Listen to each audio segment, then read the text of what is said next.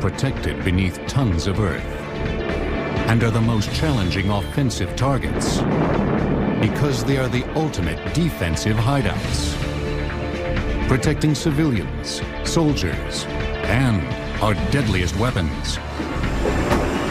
Now, bunkers on Modern Marvels.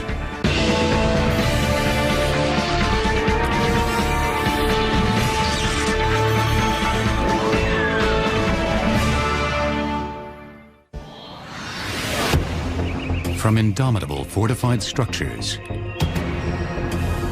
to secret hideaways buried deep beneath the ground, bunkers offer protection from one's enemies and the hope of a refuge in the face of unthinkable danger.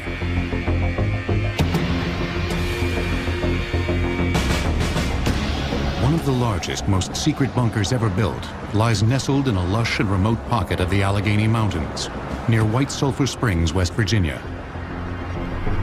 The luxurious Greenbrier Hotel and Recreational Facility is a 5-hour drive from the nation's capital. This 6,500-acre resort is a playground for the rich and famous. The 531-room main hotel is complemented by 3 golf courses and innumerable amenities. But this old Southern-style mansion belies a deep secret. Behind this utility door, marked high voltage to keep out the curious, lies the entrance to one of the largest, most secret bunkers of the Cold War. I'm standing at the wheel of a 25-ton blast door. This is one of 4 entrances into the bunker itself. We're standing at the west tunnel entrance. This particular door, as well as the other 3 doors, all have to be manually operated. It is 10 by 18, 18 inches thick, and it swings freely in closing it to lock it into place.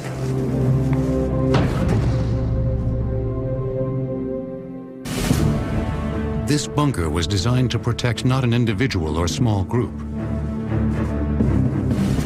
but every member of the United States Congress in the event of a nuclear strike. Codenamed Greek Island, the facility was encased by up to 3 feet of steel-reinforced concrete, with portions resting nearly 100 feet beneath the ground. This bunker really was an amazing project in the sense that it was not just a big concrete box. It was a site where a whole segment of the government come down. They could live here, they could sleep here, they could eat here. All their physical needs were taken care of. 18 Spartan dormitories with a capacity of 60 individuals each comprised the core of the bunker. A dining facility able to feed 400 at a time, and chambers large enough to accommodate sessions by both the House of Representatives and Senate completed the complex. Enough food and water were stored to sustain the lawmakers for 60 days. Meanwhile, 42,000 gallons of diesel fuel was available to feed 3 generators, providing power for over a month. For government planners, this seemed a long enough period to ensure delivery of more supplies. Built in 1958, the construction of the Greenbrier bunker was shrouded in secrecy. So the challenge was, the government is asking the Greenbrier and its owners, the Chesapeake and Ohio Railway, to build a huge 112,000 square foot steel reinforced concrete bunker right next to a major luxury resort hotel without anybody noticing what they're doing. So how are we going to do this is the issue. And they come up with a very clever idea, which is we're going to build it right in front of everybody's nose. The plan called for the Greenbrier Hotel to build a new wing. Work on the new building would mask construction of the mammoth subterranean bunker. Tons of excavated earth from beneath the hotel were quietly disposed of by building an additional 9-hole golf course. But the simultaneous construction of the hotel and bunker led to some interesting compromises. An unusual aspect to this secret bunker is that a portion of it, about 1/5 of the square footage, was in fact available to Greenbrier guests. In fact, situations would arise where you'd be standing there and somebody would sort of say, hey, I understand there's a secret bunker at the Greenbrier. And you say, no, there's no such thing. And there you were, standing inside of this secret bunker.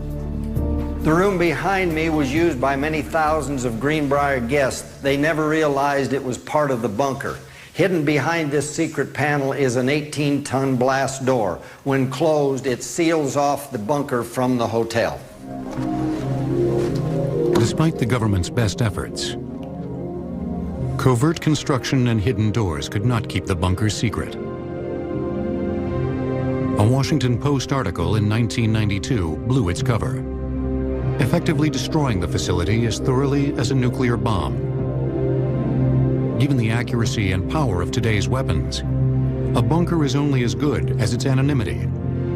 The newly exposed Greenbrier was retired, but most certainly not before another top-secret congressional bunker was opened to take its place. With secrecy at a premium, it goes without saying that the best bunkers in the world are the ones we know nothing about.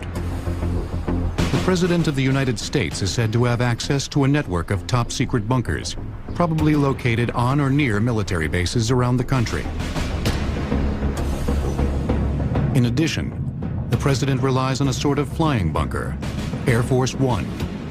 Able to refuel in mid-air, the plane can stay aloft indefinitely or be flown to any number of secret hideouts. Bunkers, of course, can protect us from the enemy, but they can also protect the enemy from us. That's why building bunkers is only half of any country's defensive challenge. Learning how to smash through bunkers is equally important.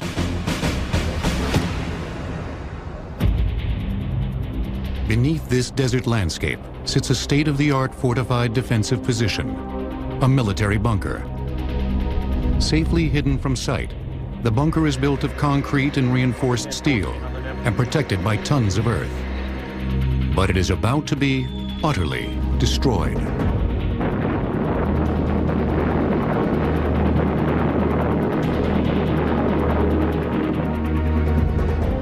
The GBU-28 Bunker Buster bomb has been specially designed to destroy hardened underground targets. The GBU-28 is this weapon right here.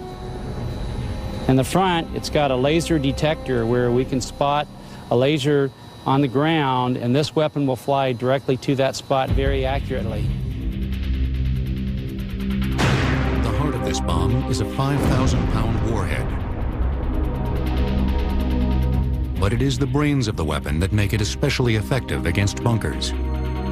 A fuse is a little device used to set off this warhead, and what it'll enable this weapon to do is actually count the floors it's going through in an underground bunker. So it can actually sense different stories, and we can have it go off in the precise room where a critical computer, radio transmitter, maybe even weapons of mass destruction are located. Weapons such as the GBU-28 underscore a fact that bunker builders have struggled with since the dawn of the nuclear age. The destructive power unleashed by today's weapons is far greater than any structure can withstand. But that has not stopped people from trying to build the perfect bunker. One of the most impressive bunkers in the world lies beneath 9,565-foot Cheyenne Mountain in Colorado Springs, Colorado. Entombed nearly a third of a mile under this massive granite peak sits the Cheyenne Mountain Operations Center. The reason that the United States established Cheyenne Mountain as a bunker was to create a central facility within which it could collect information initially about bomber attacks against the United States, hence its name, the North American Air Defense Command, NORAD, and later to warn the United States of an attack with ballistic missiles that presumably would have been launched from the Soviet Union. Built in 1966, Cheyenne Mountain was one of the deepest and best protected military bunkers on the planet. The facility was specially designed to withstand a near hit by a nuclear device. Shielded by the mountain, the 15-building complex was shock isolated on hundreds of 3-foot steel springs. In the event of an attack, these springs would provide a moving barrier between the facility and shifting earth. 25-ton blast doors seal the 4.5-acre facility, protecting the military and civilian staff from the force and heat of a nuclear blast. Nearly 1,200 people can survive in this mountain for up to 3 weeks. At a cost of $142.4 million, the massive bunker jointly run by the United States and Canada is still active, protecting the personnel and equipment that scan the skies for enemy attacks. But few experts believe even this bunker could withstand a barrage from today's nuclear arsenal. In the early days, nuclear weapons were not terribly accurate. A place like Cheyenne Mountain, for example, with the NORAD headquarters, was reasonably safe because it was unlikely they could be directly hit. But today, with super accurate missiles, there's virtually no place that's invulnerable. Not even a bunker in the middle of a mountain. Next, cannons and forts face off, while high explosives bring armies to new lows during World War I. The first GBU-28 bunker buster bombs were made from used cannon barrels. Bunkers will return on Modern Marvels. Bunkers are relatively recent creations on the military fortification family tree. But the story of defensive structures goes back to ancient times and the beginnings of war. Fortifications have existed as long as people have built buildings. From the very earliest ages, there was a need to defend against some sort of hostile threat. And as technology advanced, the need to improve those defenses to meet that technology also increased. For thousands of years, fortified positions had the upper hand during battle. Ancient siege machines were so ineffective against citadels and walled cities that attacking armies often resorted to treachery. During the legendary Trojan War, the Greeks spent 9 years trying to breach the walls of Troy. They finally succeeded after convincing the Trojans to accept a giant gift horse made of wood. Greek soldiers hidden inside the horse waited until they were safely through the city gates to mount their attack. The clandestine Greeks bear testament to the near invulnerability of early strongholds. From primitive forts of earth and rock to medieval castles of carved stone, these fortifications enabled a relatively small number of defenders to hold off armies many times their size. The first real challenge to defensive superiority came with the invention of the cannon, a powerful yet relatively mobile siege weapon. First used in the 14th century, projectiles fired from cannons forced builders to construct thicker walls to safeguard the structures within. When artillery first came along, the first attempt that the military engineers tried to do was to make their walls thicker and stronger. But that didn't work. As artillery got better, it was able to knock down the stone walls no matter how thick they made them. Military engineers responded by sinking fortress walls into the ground, using the earth to absorb a shell's impact. The new defensive technique, coupled with the relative inaccuracy of early artillery, shifted the advantage back to the defender, where it remained well into the 19th century. We've reached a stage where the technology of war makes fixed, known facilities highly vulnerable. Once you have accurate artillery, you have the ability to destroy a facility. It might take you days or weeks, but very few things can withstand long-term assault with artillery. The American Civil War saw the first widespread use of these more accurate weapons. In 1862, just 2 years after the start of hostilities, the Confederate-held Fort Pulaski on Cockspur Island in Savannah, Georgia, bore the brunt of an attack using newly developed rifle-barreled cannons. Union shells fired from these weapons were stunningly accurate. Fort Pulaski's 7.5-foot thick walls were pummeled by artillery fired more than a mile away. The dominance of ramped earth and stone walls was quickly coming to an end. The introduction of high explosives at the end of the 19th century made forts even more obsolete. High explosives were capable of doing great amount of damage, more than any masonry or earth wall could sustain. So then there was a need to develop a new technology to deal with that. And the technology that they came up with was reinforced concrete. At the turn of the 20th century, both France and Germany began to use the new technology to strengthen existing forts. Neither country realized that just 15 years later, the hardened structures would be at the center of the greatest battles of the First World War. Germans built the first true military bunkers and incorporated them into their trench lines during World War I. These relatively small structures made of steel and reinforced concrete defended German troops, command centers, and weapons against the nearly 5 million tons of explosives fired by the Allies.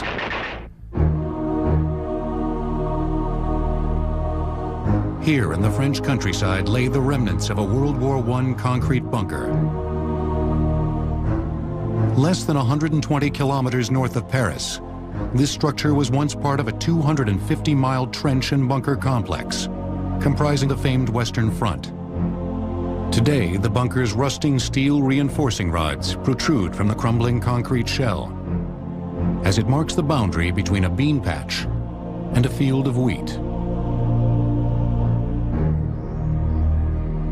During the war, machine gunners inside these bunkers were blinded by smoke and deafened by the sound of their weapons reverberating off the bare walls. But being inside the bunker was far preferable to being outside. Firing through slits, known as embrasures, bunker gunners took a terrible toll in Allied lives. So hated were the machine gunners that upon surrendering, they were often executed by vengeful soldiers. Still, the bunkers were remarkably successful. One of the reasons that the bunker concept really took hold was the realization that the old-fashioned fort was really a case of putting all of your eggs in one basket. A fort was considered to be a target, and damage to one portion could potentially damage another portion. So you wanted to disperse your defense as much as possible, and that led to putting everything in isolated bunkers. France and Germany each suffered nearly 1.5 million casualties in the Great War. The catastrophic losses prompted both countries to create bunker and defensive line fortifications on an unprecedented scale. The French began construction on the Maginot Line in 1929, a 200-mile defensive barrier that they believed would keep Germany at bay. Stretching over much of the northern and eastern borders of France and incorporating many natural barriers, the mammoth structure may be the greatest bunker complex ever built. The Maginot Line used this theory of a thin, tough skin. A very narrow but very strong line of fortifications that was designed to repulse the enemy. The fortification consisted of a line of strong, mutually supporting, completely self-sufficient bunkers. Armed with machine guns and anti-tank weapons, much of the line bristled with artillery. Some of the structures were connected via tunnel to a subterranean support complex containing a command post, living quarters, storage facilities, and power plant. In short, everything necessary to make them fully independent. The largest structures within the line utilized integrated rail systems to move men and ammunition. Taken as a whole, the Maginot Line was a formidable obstacle to any hostile advance. But it would not fulfill the French desire to keep the Germans out. In 1940, soon after the outbreak of World War II, Hitler's forces completely circumvented the Maginot Line by first invading Luxembourg and Belgium to the north, and then descending into France. Between the wars, the Germans in particular developed a new approach to warfare. They'd seen what happened in trench warfare, and they didn't want to repeat it. And they looked at ways to avoid repeating that. The French, on the other hand, were basically still ready to fight the First World War. They weren't prepared for what the Germans did, and when the Germans went round the Maginot Line, they had no counter. After overrunning most of France, the Germans circled back to finally take on the Maginot Line. But even when attacked from behind, the French fortifications were exceptionally difficult to destroy. The Germans unleashed heavy artillery fired from a distance. But bringing forward special guns and zeroing in on the target took precious time.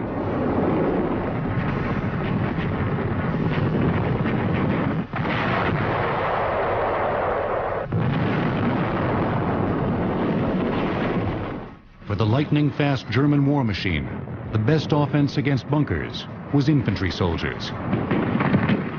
The many different types of bunkers in the Maginot Line meant that no one textbook maneuver worked.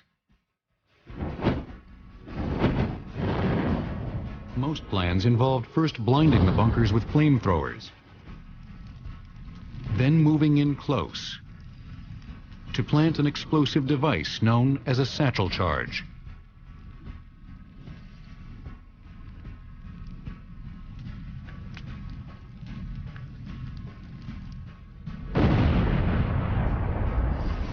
Though the bunkers were clearly vulnerable, they had proven their effectiveness. So much so that while the Germans fought to crush the remaining Maginot bunkers, they also built similar concrete structures on the western seaboard of France to protect their newly conquered territory. But like the bunkers of the Maginot Line, the German fortifications would prolong the battle, but ultimately lose the war. Next, the weapons of the Second World War force engineers to construct some of the greatest bunkers ever built. German machine gun bunkers during World War I were referred to as pillboxes by English troops because they resembled a pharmacist's pill container. Bunkers will return on Modern Marvels. German submarines were the bane of Allied ships during the Second World War. Patrolling the waters of the North Atlantic, the submarines stopped American supplies and troops from reaching European ports. When submerged, these stealthy hunters were almost unstoppable. But above water, they were nearly helpless, particularly vulnerable when taking on supplies or being repaired. Building a bunker to protect a single 250-foot submarine would be a major undertaking. But on the northeastern shores of occupied France, Germany built a submarine bunker complex to house not one, but up to 24 of their U-boats. 3 mammoth block structures comprised the submarine complex in the seaside village of Lorient.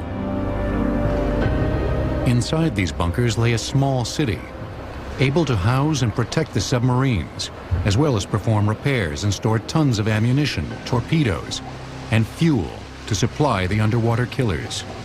To build this phenomenal structure, they obviously needed a lot of workers.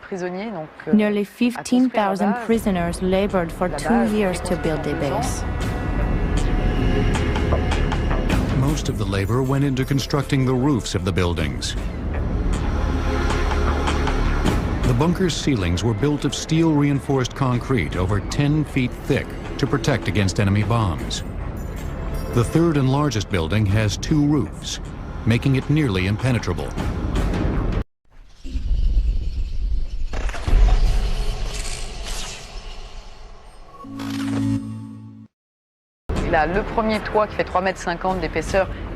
The first ceiling measures 3.5 meters thick and covers the entire building. Then there is an airspace, on top of which there is a second roof which covers approximately 2/3 of the bunker. The roofs were so well built, they forced the British to develop special 6-ton bunker buster bombs called Tallboys. On August 6, 1944, the Royal Air Force scored a direct hit. This 15-foot wide crater on top of the roof is the result of the monstrous blast. But despite the tremendous explosion, the weapon was only able to penetrate a few feet. The roof was so thick, nearly 20 feet of solid reinforced concrete remained intact to protect the facility below. The Tallboy at least managed to land on the roof. Most other bombs earmarked for the bunker and the planes carrying them never came close. Over the course of the war, nearly 20,000 German soldiers were assigned to anti-aircraft batteries atop the bunker complex and throughout the surrounding city. Successful attacks by Allied pilots were nearly impossible. Aerial frontal attacks on the bunker were equally difficult.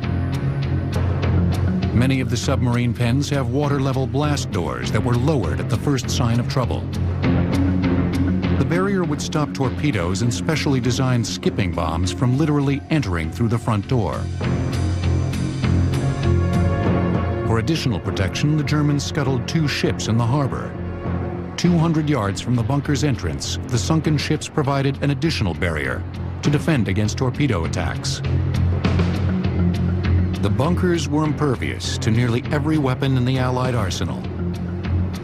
Still, they were vulnerable.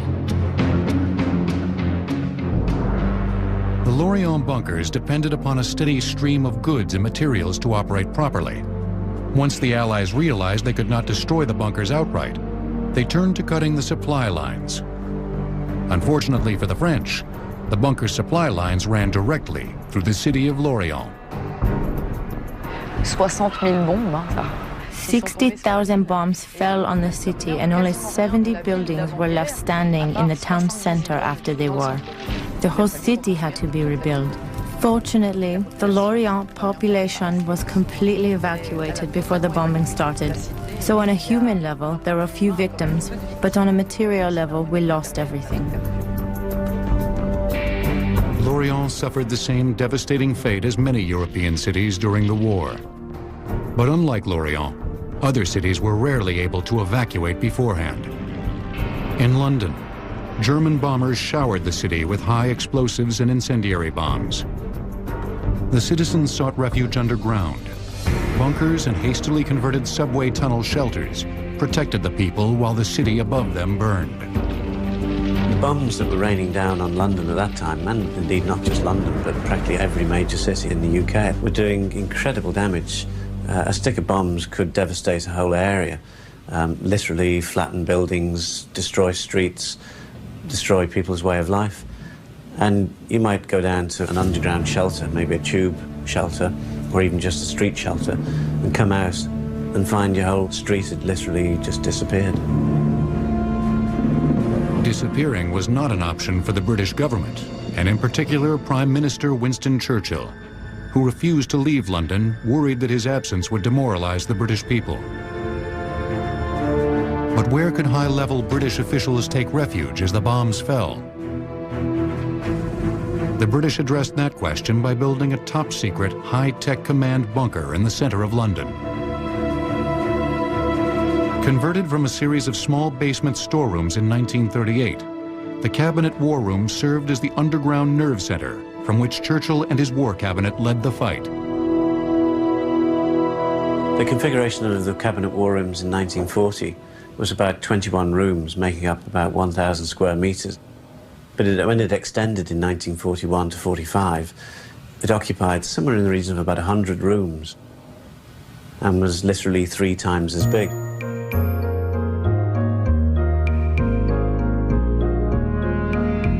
Located under the present-day Treasury building, the bunker is within walking distance of both Parliament and number 10 Downing Street. But it was chosen less for its size and location than for its strength. The building had a steel frame in it. Steel frame building technology was relatively new or even revolutionary at that time. It wouldn't necessarily stop a bomb, but it would hopefully withstand better if a bomb ever hit it. Unconcerned with aesthetics, British builders left these exposed steel girders visible in nearly every major room of the bunker. Oak joists shored up the smaller rooms and kept the ceiling from crashing down during bombing raids. I think the planners knew when it became a headquarters building that it wasn't, properly speaking, bomb-proof. But it was only at the end of 1940, so well into the bombing raids of the Blitz, which started in September of that year, that they finally began to install proper bomb-proofing. And what they put in was a layer of reinforced concrete, and quite the strongest concrete you can imagine, varying in thickness between about 5 and 10 feet, depending what it was covering. This cutaway in the ceiling reveals the thickness of the concrete as it rests upon the steel girder subframe. But it was not just the strength of this structure that made it such an effective command bunker. Behind this unassuming bathroom door lies one of the greatest technological secrets of the entire war. The war rooms were really Churchill's high-tech basement headquarters, and one of the highest high-tech items in it, I suppose, was the so-called transatlantic telephone. And it allowed the Prime Minister to talk to the President in complete secrecy. And it was, in effect, really the first direct secret hotline. So it was behind this humble door marked with a very basic toilet lock that some of the most secret and high-level conversations of the war were taking place. But not every secret associated with the cabinet war rooms was so diligently concealed. Cabinet War Room's code name, rather ironically, was number 2 Storey's Gate, which was its address. So I think if the Germans ever did find out about it, they had a pretty fair idea where it might be. The Germans expected Churchill to be rather deeper and rather further away from his normal premises than literally 10 feet underground, 100 yards from his official residence. On the other side of the war, Adolf Hitler too sought shelter in underground bunkers. These bunkers were the backdrops for some of the most dramatic events in the war. The Führer survived an assassination attempt after disillusioned German officers placed a bomb in his Wolfschanze bunker complex, which was located on the border between Poland and Germany. But the most infamous bunker in the world was constructed under the Chancellery building in the heart of Berlin. The reason that bunker survived, and it survived until the very end of the war when both Soviet and later American and other troops went in to investigate that facility, it survived because we, as the Allies, did not have weapons that were sufficiently accurate to destroy that bunker. What we were doing is launching aircraft and conducting raids against that bunker, but bombs in World War II had accuracies measured in hundreds, if not thousands of meters. And to destroy a hardened, deep underground facility or bunker, you have to have weapons that land directly on that facility, otherwise it'll survive forever. Though the structure survived the onslaught, Hitler did not, taking his own life inside the bunker on April 30th, 1945. With the defeat of Germany, America turned its full attention to the South Pacific and Japan. The death knell for the island nation arrived August 6, 1945. The atomic blast on Hiroshima killed nearly 100,000 people and forever changed the landscape of peace and war. Bunkers seemed pointless against the awesome power of a nuclear blast. Yet the terrible weapon would lead to a bunker building explosion, the likes of which the world had never seen. Next, frightened Americans dig in deep, while the Air Force builds bunkers to protect the deadliest of weapons. Winston Churchill's Cabinet War Rooms bunker had many gadgets, including one of the first electric cigar lighters. Bunkers will return on Modern Marvels.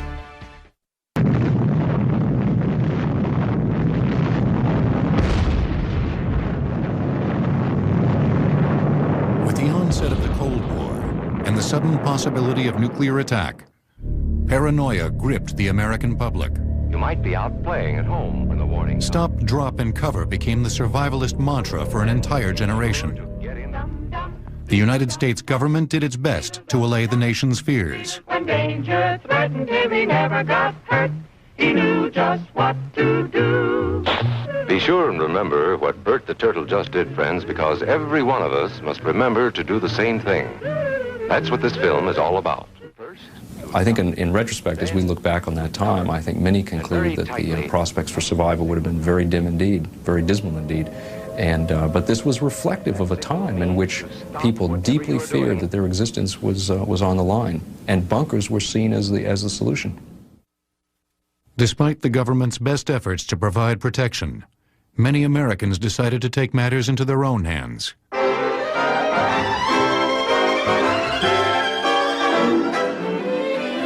Backyard bomb shelters. The bunker for the man in the street became the rage. From basic store-bought models for less than $100 to specially built structures that cost as much as a house. Hey, isn't this nice? Well, Sir Ruth and I certainly can live in here very comfortably for at least 2 weeks. And you know, this room can be put to other uses as well. Yes, Walt.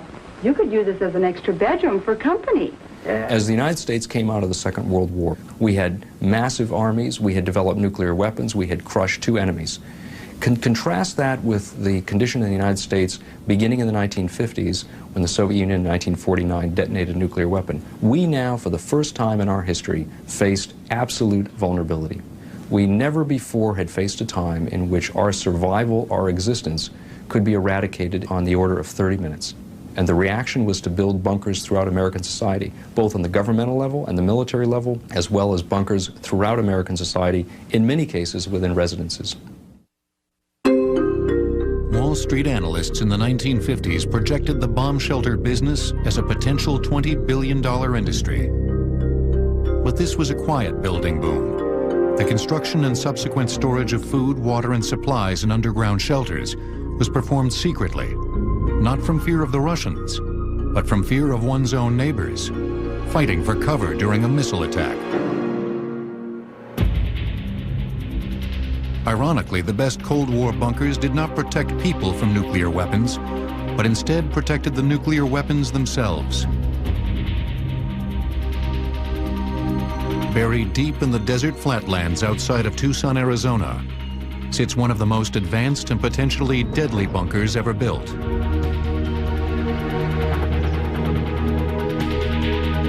The facility and others like it were designed to protect and, if necessary, launch America's largest intercontinental ballistic missiles, the Titan IIs.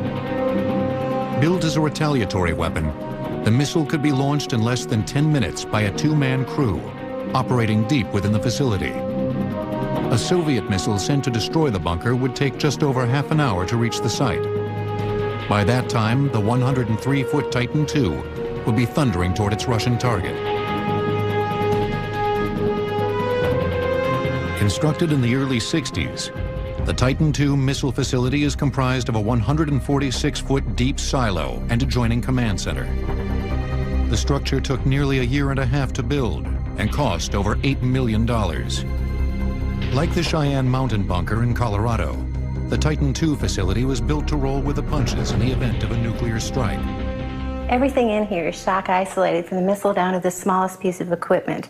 That means they're mounted on springs. So should there be a ground movement for any reason, the equipment is not going to break. It's just going to move around. The facility could also be closed off to the outside world during an attack.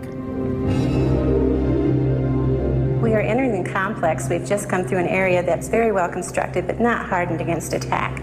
But once we go through a series of 3-ton blast doors like this one, we will be in the hardened part of the complex. There's a set of blast doors protecting the control center from the outside force and another set protecting it from the silo. But the largest door is not inside the bunker at all. It's on top. The enormous 740-ton sliding silo door could be opened in 27 seconds. When closed, the door shielded the facility to help the structure survive a near hit by a nuclear weapon. By 1963, no less than 54 Titan II missile sites were operational throughout the country, ready at a moment's notice to obliterate an enemy target. Ironically, despite their construction and secrecy, nearly all the missile sites were knocked out, though not by an enemy attack. 53 of them were dismantled as part of a mutual disarmament pact between the two superpowers. Today, the Arizona bunker is the last that remains in its original form. It now draws visitors as a National Historic Site and stands as a testament to both bunker ingenuity and just how close we came to nuclear war. Next, smart bombs wreak havoc in Iraq, while the underground bunker meets its high-tech end. The Titan II missile currently in the silo near Tucson was disarmed, drilled with holes, and left above ground for 1 month to allow Soviet satellites to verify its decommission. Bunkers will return on Modern Marvels.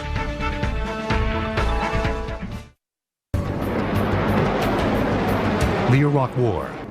As Operation Iraqi Freedom began, the Iraqis entrenched their forces to defend against the onslaught of U.S.-led coalition troops. Just as in Desert Storm, bunkers and fortified structures housed everything, from artillery to Saddam Hussein himself. But the sense of security provided by these bunkers was quickly shattered.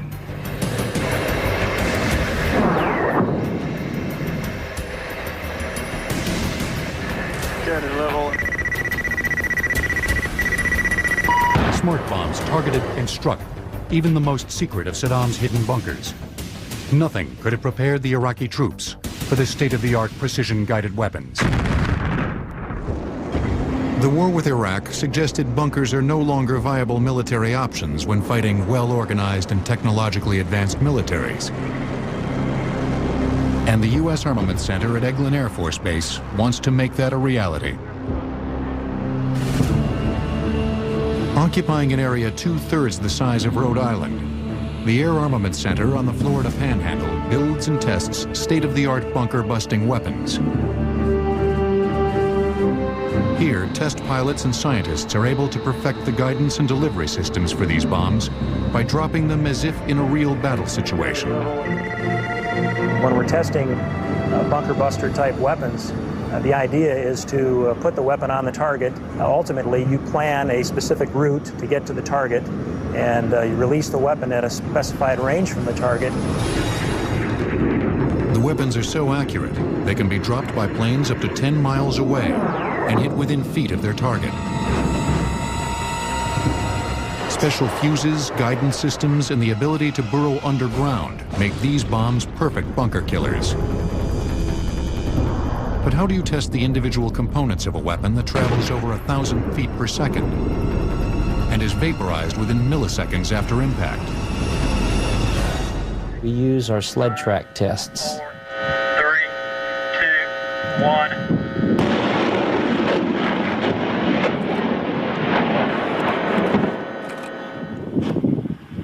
These sled tracks are like a railroad track going down for a long distance. We put rocket motors behind an actual bomb, and we have these things propelled down at the exact same speed that they would see when they hit the ground. At the end of the sled track, we build an actual bunker. We'll build it with the protection that we normally see in the ground. We have the hardened concrete, we have layers of dirt, and with that, what you can see is that we can test any of our warheads very effectively, just like it were flight tested.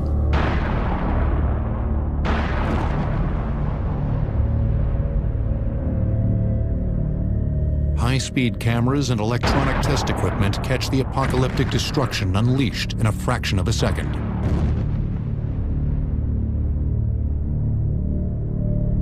I do see a time when bunkers will no longer be a utility military protection, because we do have much more capable weapons in our inventory.